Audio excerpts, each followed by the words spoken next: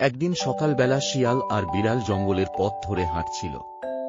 বিড়াল হঠাৎ বলল, শোন শিয়াল, চল ওই গাছের ফল চুরি করি, মজা হবে।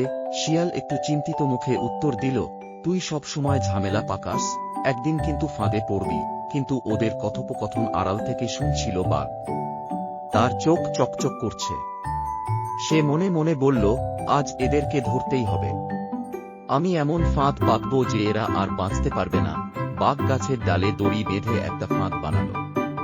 শিয়াল সাবধানে হেঁটে যাচ্ছিল, কিন্তু বিড়াল সবসময় দুষ্টুমি করে। সে হেসে দড়িটা ধরে টান দিল।